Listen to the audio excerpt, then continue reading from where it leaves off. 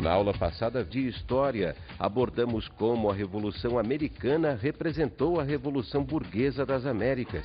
A gente pode considerar a independência ou a Revolução Americana como fazendo parte do contexto das revoluções burguesas que aconteceram no mundo ocidental no século XVIII e XIX. Podemos dizer que ela faz parte da Era das Revoluções, tá? Quando o capitalismo está em pleno desenvolvimento a partir do século XVIII e XIX, o capitalismo industrial e liberal. É nesse contexto que se insere, então, a Revolução Americana.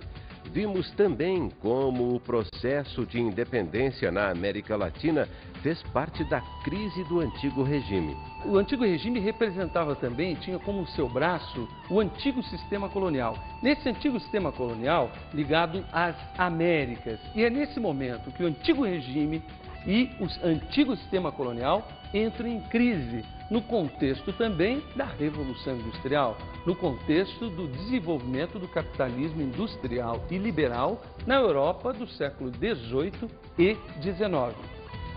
Uma boa aula.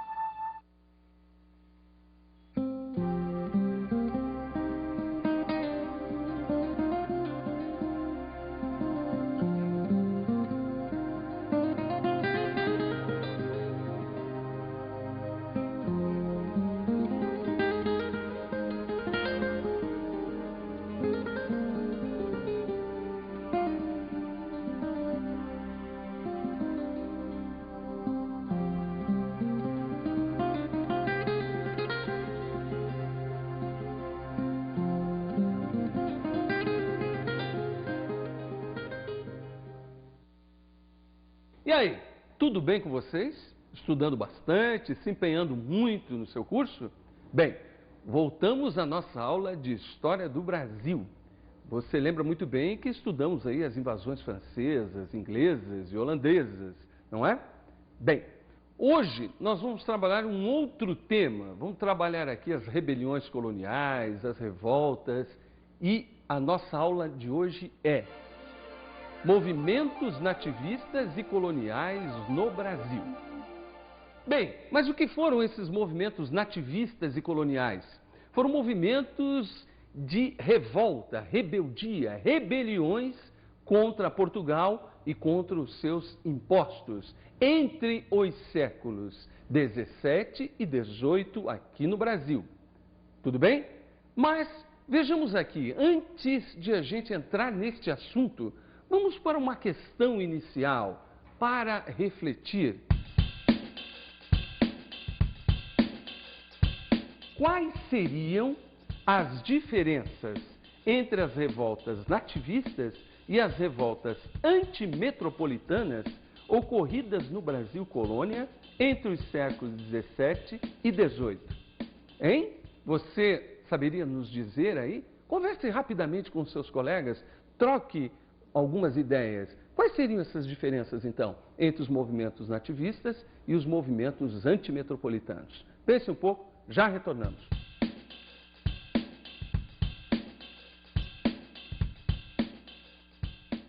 Nós vamos responder a essa questão no decorrer da aula, tá? Vamos respondê-la entendendo, buscando entender o que foram os movimentos nativistas e o que foram os movimentos coloniais. Mas, antes disso, precisamos entender um pouco o contexto do século 17 e 18 que ocorreram os movimentos que a gente vai falar aqui. Esses movimentos que foram a Guerra dos Mascates, a Revolta de Beckman, a Revolta de Filipe dos Santos, a Inconfidência Mineira, a Conjuração Baiana, tá bom? Todos esses movimentos que a gente vai tratar em detalhes mais à frente. Mas, para isso, precisamos aqui entender esse contexto histórico do século XVII e o século XVIII. E que contexto era esse? A crise do antigo sistema colonial. Ora, o que vem a ser isso? O antigo sistema colonial era um sistema de colônias que a Europa possuía aqui nas Américas e também pela África e pela Ásia. Esse sistema colonial começou a entrar em crise no século XVI e XVII, devido a quê? Devido à crise do antigo regime. O antigo regime que era absolutista, tá? Um regime absolutista, a gente já viu poder forte nas mãos do rei, as monarquias absolutistas extremamente necessárias nesse período, também começa a ser questionada, o absolutismo começa a ser questionado no século XVII e XVIII. Também um outro item, crise do antigo regime mercantilista, crise do mercantilismo, da intervenção do Estado na economia, o Estado controlando, o Estado apoiando a burguesia comercial, a burguesia mercantil. As ideias liberais começam a surgir e pedem o quê? Menos intervenção do Estado. Já vamos dar uma olhada nessa questão. E uma outra questão é clerical, crise do antigo regime clerical. Por quê? Porque o poder da igreja começa a ser questionado, o poder da igreja católica passa a ser questionado pela reforma protestante e sendo questionado politicamente também por vários escritores, vários intelectuais, vários pensadores, tá? E a própria burguesia também começa a questionar, ok? Mas, ao mesmo tempo, está acontecendo também a crise dos impérios português e espanhol. Começam a entrar num processo de crise mesmo, perdendo, né, aquela força. Portugal já começa, desde o século XVII, a perder a sua grande presença, a sua grande importância econômica, perdendo importância para a Espanha. E a Espanha vai também, já no século XVII e XVIII, perdendo essa grande força que ela tinha sobre as Américas, esse poderio do Império Espanhol, que começa a ser questionado devido a quê? Devido à ascensão comercial e industrial da Inglaterra, França e dos Países Baixos, também no século XVII e XVIII. A ascensão comercial e industrial inglesa, a partir do século XVII, holandesa, comercial, banqueira, tá bom? Então, elas começam a aumentar, a se expandir do ponto de vista comercial, do ponto de vista industrial. E então, o Império Português e Espanhol vão gradativamente desmoronando frente ao crescimento da Inglaterra, da França, da Holanda, crescimento econômico. Houve também a difusão das ideias liberais econômicas, com os ingleses John Locke e Adam Smith. Eram economistas e pensadores do século XVII que propunham o liberalismo econômico, a não intervenção do Estado na economia, o contrário do mercantilismo. Por quê? Porque a burguesia, nessa época, aquela burguesia comercial que precisava da ajuda do Estado, agora não precisava mais, se torna uma burguesia manufatureira e caminhando para uma burguesia industrial, para um capitalismo industrial. O liberalismo se opunha completamente ao mercantilismo, que era a intervenção do Estado na economia. Esse liberalismo do século XVII propõe a não intervenção do Estado, deixando aí que o mercado tem as suas próprias leis e as suas próprias regras, as leis da oferta e da procura. Tá bom? Então, os primeiros pensamentos, as primeiras ideias liberais estão intimamente relacionadas às mudanças econômicas e sociais que estão acontecendo no mundo com a ascensão do capitalismo industrial na Europa Ocidental. Tudo bem? Bem entendido mesmo? Olha, esse foi então o contexto histórico, econômico e social que estava acontecendo no mundo ocidental, na Europa, que vai se refletir com certeza aqui no Brasil nos movimentos nativistas e principalmente antimetropolitanos que vamos trabalhar daqui a pouco. Por quê? Porque o nosso tema agora é os primeiros movimentos nativistas no Brasil. Mas o que foram os movimentos nativistas? Foram movimentos que ocorreram no Brasil entre os séculos 17 e 18, basicamente contra tarifas, impostos, taxas que Portugal cobrava sobre determinadas regiões. Foram movimentos locais, regionais, bastante pontuais, mas que ainda não tinham uma dimensão política de libertação, de independência, com a proposta de se emancipar da metrópole portuguesa. Ainda não. Questionavam as taxas, as tarifas, as condições econômicas. Falamos até mesmo de revoltas econômicas. E entre elas, podemos aqui observar no nosso mapa que foram as seguintes. Primeiro, a aclamação de Amador Bueno em 1641 em São Paulo, tá? Depois aqui a gente tem a revolta de Beckman no Maranhão em 1684, a Guerra dos Emboabas em Minas Gerais entre 1708 e 1710 e em Olinda e Recife, em Pernambuco, a Guerra dos Mascates em 1710. Esses foram então alguns movimentos nativistas que aconteceram no Brasil aqui em várias regiões, entre os séculos 17 e o século 18. Mas agora, vejamos com mais detalhes esses movimentos nativistas. O primeiro deles, que a gente pode também relacionar como um movimento nativista, foi a Insurreição Pernambucana de 1654. A Insurreição Pernambucana de 1654 foi nada mais, nada menos que a expulsão dos holandeses do Nordeste. Lembram lá da nossa última aula? Quando tropas luso-brasileiras de mestiços se reuniram, e portugueses também, e lutaram ferrenha e heroicamente contra os holandeses. Então, pode ser considerado, assim, um dos primeiros movimentos nativistas. O próximo movimento foi a aclamação de Amador Bueno, em São Paulo, em 1640. Um aristocrata, Amador Bueno, acabou sendo nomeado pela população como rei de São Paulo. A questão é que o Amador Bueno não quis essa coroa de rei e se refugiou no mosteiro. Não quis saber de ser rei de coisa nenhuma. Então, esse foi um dos primeiros movimentos nativistas também. O próximo foi a revolta de Beckman, no Maranhão, que a gente já mostrou no mapa, em 1684. A revolta de Beckman foram quando os irmãos Beckman, que eram fazendeiros, aristocratas, se colocaram contra os jesuítas, que os jesuítas eram contrários à escravização dos indígenas. Então se colocaram contra os jesuítas, os Beckmans, e contra também o monopólio comercial português na região do Maranhão. E nesse momento se revoltaram. Os irmãos Beckmans lideraram então esta revolta contra, ao mesmo tempo, os jesuítas e o monopólio comercial português na região. Então, também um dos primeiros movimentos nativistas aí.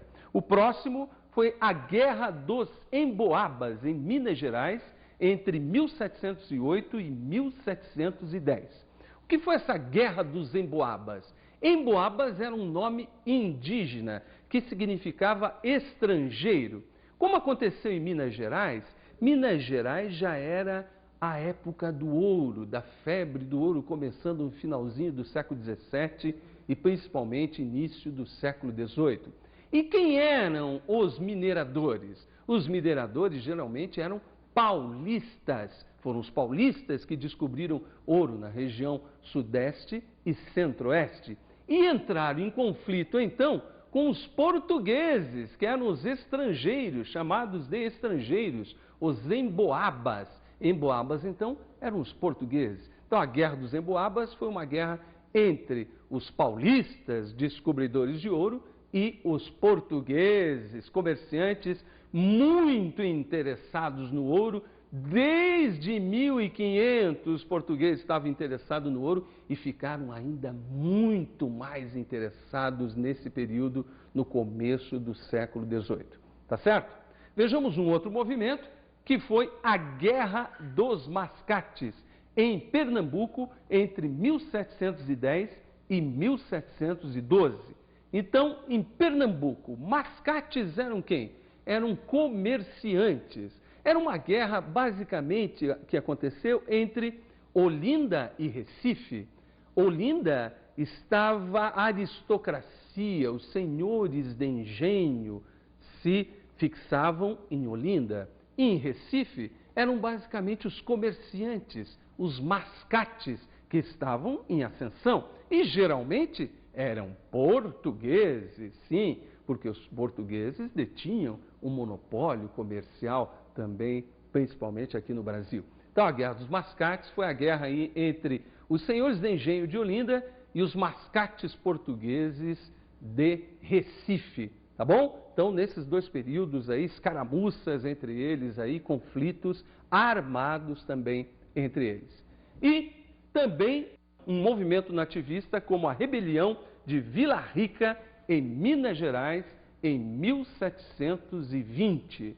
Veja também, Minas Gerais, a rebelião de Vila Rica. Onde era Vila Rica? Vila Rica é atual Ouro Preto, que antes era chamado de Vila Rica. E nesse momento, Filipe dos Santos vai liderar uma revolta em 1720, uma revolta contra os altos abusivos impostos cobrados pela coroa portuguesa sobre a colônia. Impostos cobrados em ouro, o quinto, tá certo? Filipe dos Santos, então, lidera um movimento contrário a essa cobrança de impostos e paga com a sua própria vida. É bom lembrar que o Filipe dos Santos, muito antes do Tiradentes, acabou sendo enforcado e esquartejado, porque a punição tinha que ser exemplar, porque o Estado português, nessa época, era um Estado policial, altamente repressor, porque estava em jogo pedras preciosas, ouro, prata e diamante nas Minas Gerais. Então, uma revolta que custou a vida do Filipe dos Santos muito antes do Tiradentes. Tudo bem? E agora vamos então ao nosso breve intervalo.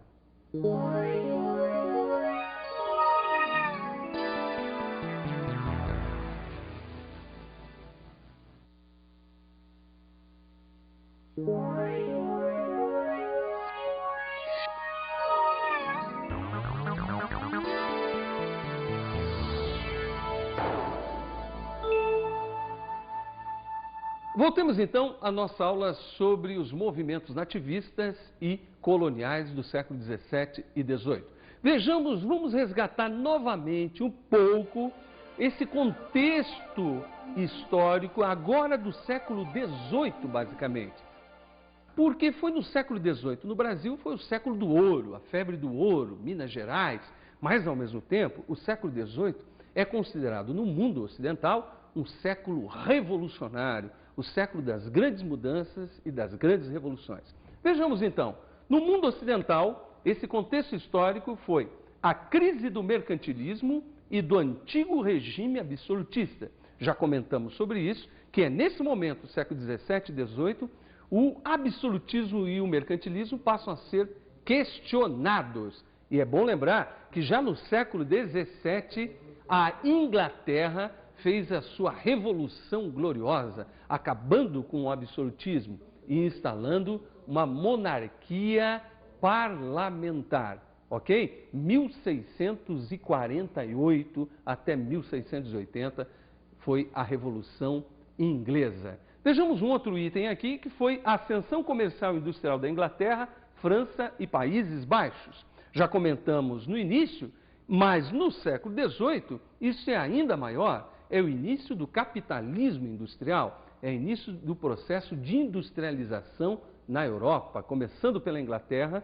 se espalhando aí pela França e pelos Países Baixos, ok? Então, ascensão, início do capitalismo industrial. Vejamos um outro item, a ascensão da burguesia industrial. Como consequência dessas mudanças econômicas, a burguesia industrial vai tomando o lugar da burguesia mercantil, da burguesia comercial. A burguesia manufatureira industrial é uma camada social em ascensão, no século XVIII. Que no século XVIII acontece a Revolução Francesa de 1789. Muito importante essa Revolução Francesa. Por quê? Porque ela vai defender as ideias iluministas, ela é anti-absolutista, ela é anticlerical, ela é antimercantilista, ela é contra o antigo regime todinho, baseado nesses princípios absolutistas, mercantilistas e clericais. Uma revolução popular que derruba o rei, que o rei é guilhotinado e que se instalam então períodos revolucionários, populares, com os jacobinos, que já trabalhamos anteriormente, não é? Então, um período extremamente importante. Um outro muito importante foi a independência das 13 colônias inglesas da América do Norte em 1776.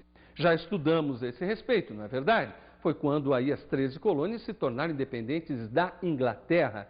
Veja que aqui na América, a primeira colônia a se tornar independente, revolucionária, ovelha negra, é claro que vai influenciar também nesse processo de crise do antigo regime, que já se inicia na região da América do Norte, né, no século XVIII, e que se espalha por toda a América, chegando ao Brasil no século XIX.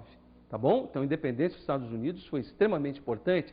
E também é interessante a gente conhecer um documento da época de um estudante brasileiro que estudava na França, que escreve uma carta ao Thomas Jefferson, que foi um dos líderes da independência dos Estados Unidos e daqueles que ajudaram a redigir a Constituição norte-americana de 1787. Vejamos rapidamente o que ele diz aqui nesse item. Veja, o nome dele era José Joaquim da Maia, tá bom? E esse estudante dizia o seguinte, mandou uma carta para o Thomas Jefferson escrita assim: eu nasci no Brasil, vós não ignorais a terrível escravidão que faz gemer nossa pátria. Cada dia se torna mais insuportável nosso Estado, depois da vossa gloriosa independência, porque os bárbaros portugueses, receosos de que o exemplo seja abraçado, nada omitem que possa fazer-nos mais infelizes.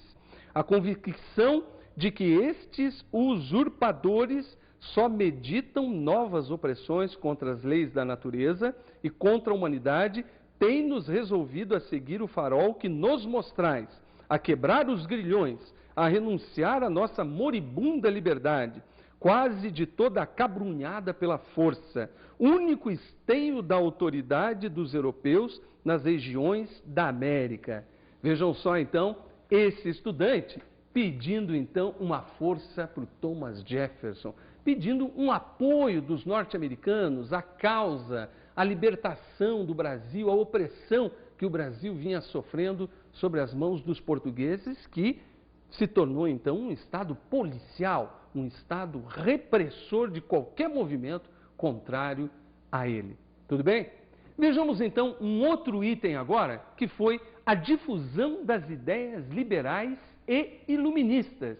Já falamos das ideias liberais de John Locke e Adam Smith do século XVII, mas o século XVIII é a época, lembram bem, do Voltaire, do Rousseau, do Montesquieu, Diderot, que foram pensadores, intelectuais, escritores do século XVIII que defendiam a liberdade, que defendiam uma outra forma de governo não absolutista, que defendiam a liberdade tanto política quanto econômica e também religiosa. Geralmente eram anticlericais. Isso vem influenciar bastante os movimentos do século XVIII aqui no Brasil, principalmente a Inconfidência Baiana, a Inconfidência Mineira, tá bom? Foram movimentos basicamente influenciados por essas ideias iluministas, ideias da liberdade, da igualdade, da fraternidade, que vão também aí levar à Revolução Francesa, vai ser o caldo de cultura da Revolução Francesa. Vejamos agora o que estava ocorrendo no Brasil no século XVIII.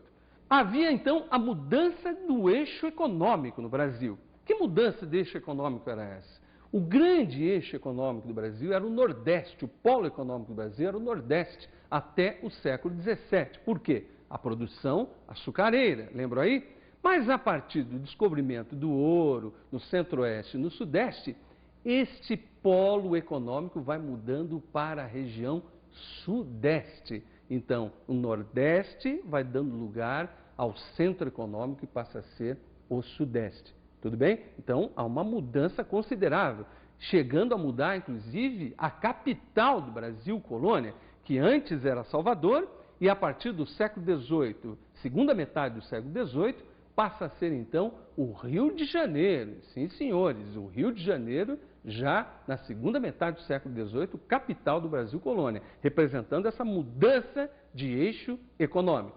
O próximo item foi a urbanização do Sudeste. Com a mineração cada vez maior, tanto no centro-oeste como no sudeste, foram criando as primeiras vilas, cidades, foram se urbanizando e surgindo aí camadas médias urbanas. A coisa não era mais só entre senhores de engenho e trabalhadores. Começava a despontar aí camadas médias urbanas, profissionais liberais, professores e outros, que vão começar a questionar ainda mais o domínio de Portugal decadente sobre o Brasil colônia. O outro item, a crise econômica portuguesa e maior dependência à Inglaterra. Ora, Portugal estava passando por uma crise econômica desde o século XVII, piorou ainda no século XVIII, mesmo retirando muito minério aqui do Brasil. A dependência de Portugal em relação à Inglaterra vai aumentando desde fins do XVII, aumentando no século XVIII. Portugal dependia em tudo da Inglaterra. Portugal achava que não precisava produzir muita coisa, que ele tinha dinheiro para poder comprar. E aí fez vários tratados e acordos com os ingleses, que beneficiaram a Inglaterra e prejudicaram ainda mais Portugal. E também ele tinha então que cobrar mais impostos para pagar as suas dívidas com a Inglaterra. E esses impostos eram retirados da produção aurífera. E tem mais. Mais um item foi aumento da repressão policial sobre a colônia. Com certeza aumenta a repressão ainda mais, que Portugal precisa de mais impostos, mais dinheiro para pagar as suas dívidas. Tá bom? Então Portugal aumenta, punições exemplares, enforcamentos, esquartejamentos públicos para botar medo na população, não é verdade? Para que ela pensasse muito bem e não se revoltasse contra o decadente Império Português já no século XVIII. E também tem o seguinte, Portugal, no século XVIII, proíbe as manufaturas no Brasil, proíbe as fábricas no Brasil, com certeza. Por quê? Porque não queria concorrência e também porque tinha acordos comerciais e industriais com a Inglaterra. A Dona Maria I proíbe terminantemente qualquer tipo de manufatura, até mesmo fábricas de vinhos aqui no Brasil eram proibidas. Vinho tinha que ser comprado da França, tinha que ser comprado da Europa, não deveria ser produzido aqui. Imagine o resto, passa a ser tudo a ser proibido, todo tipo de manufatura, todo tipo de fábrica aqui no Brasil. Tá bom? Um outro item foi a diminuição da produção aurífera e consequente aumento de impostos. A partir da segunda metade do século XVIII, começa a diminuir a produção de metais preciosos no Brasil. Ora, ouro, prata e diamante não davam em árvore, esgotam-se, na verdade. Um outro acontecimento da época foi o auge da arte barroca. A arte barroca foi a arte que vigorou basicamente nas igrejas do século XVII e XVIII, Aleijadinho, esculturas, pinturas, principalmente Ouro Preto, Paraty. Então foram regiões muito ricas em pinturas, em esculturas, coisas muito bonitas foram produzidas nesse período da arte barroca brasileira. E o grande mestre aí está, Aleijadinho. Vejamos agora então as revoltas coloniais ou antimetropolitanas do século XVIII. Essas revoltas coloniais ou antimetropolitanas foram principalmente a Conjuração Mineira de 1789 e a Conjuração Baiana ou dos Alfaiates de 1798 e também a Revolução Pernambucana de 1817. Esses foram os grandes movimentos antimetropolitanos do século XVIII e início do século XIX no Brasil. E por que antimetropolitanos? Porque questionavam não só as taxas, os impostos, mas também propunham a libertação, a instalação de uma república com a Inconfidência Mineira, com a Conjuração Baiana, com a Revolução Pernambucana de 1817. Propunham a libertação do Brasil em relação a Portugal, tá bom? Uns mais populares, outros menos. A Conjuração Mineira, todo mundo já ouviu falar de Tiradentes, um dos líderes do movimento, mas a Conjuração Mineira não propunha aí a abolição da escravidão, tá bom? Não propunha a abolição da escravidão.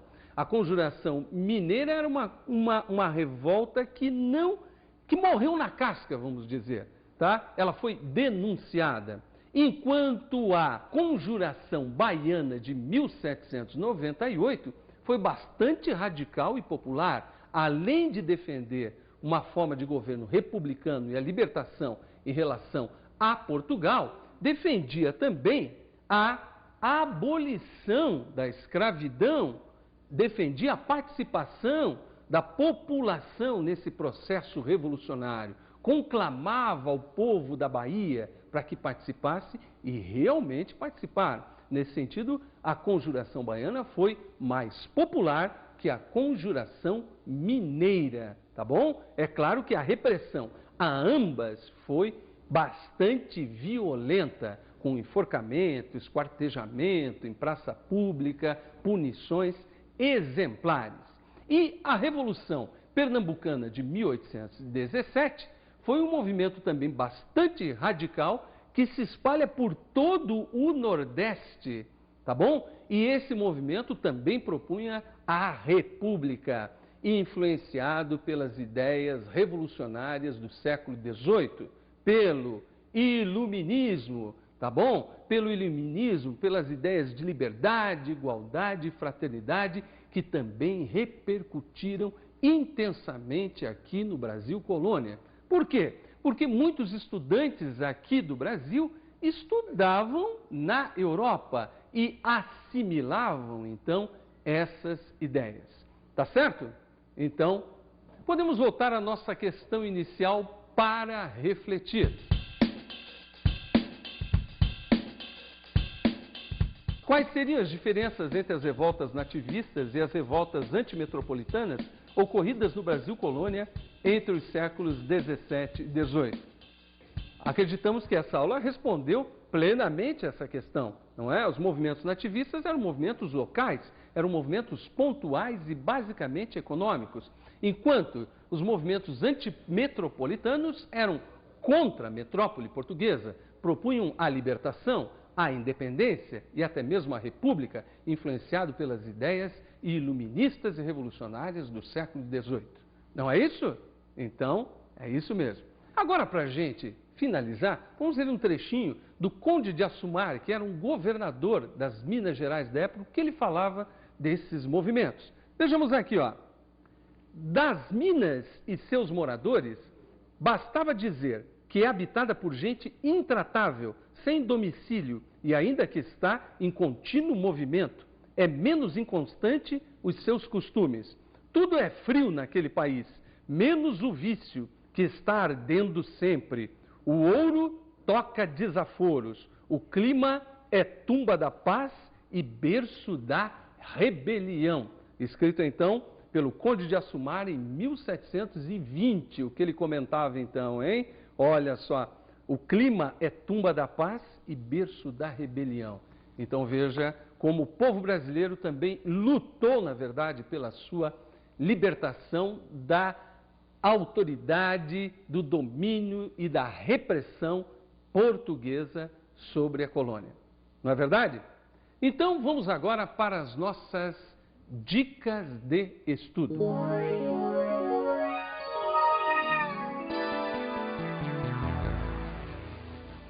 Nossas dicas de estudo de hoje, temos alguns filmes aqui, como Chica da Silva, de Carlos Diegues, tá? Cacá Diegues, o filme Chica da Silva é um filme muito fácil de se encontrar em locadoras, que retrata bem o século XVIII, a partir de uma história de uma negra ex-escrava que acabou se aproximando a um branco rico português. É uma história muito interessante, né? Vale a pena conhecer. O outro filme é Os Inconfidentes, de Joaquim Pedro de Andrade. Um filme muito interessante, poético, onde trabalha José Wilker como Tiradentes. Um filme muito bem feito sobre a questão da conjuração mineira. Tá bom? Outros livros e autores, tem muitos historiadores brasileiros, como a professora Silvia Uno de Lara e a professora Laura de Melo e Souza, que trabalham muito bem esse período do século XVIII, da febre do ouro no Brasil, com os desclassificados do ouro. Tá certo? Então é isso e até a nossa próxima aula.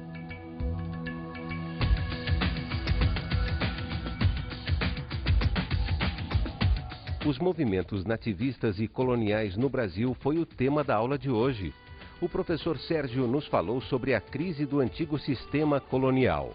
A crise do antigo sistema colonial foi basicamente entre os séculos XVII e XVIII. E essa crise do antigo sistema colonial foi a crise do antigo regime absolutista, mercantilista, clerical. Soubemos quais foram os movimentos nativistas no Brasil. Os movimentos nativistas foram movimentos pontuais, locais, regionais, basicamente econômicos, enquanto os movimentos antimetropolitanos já defendiam, já propunham a libertação, a república no Brasil. Até a próxima aula!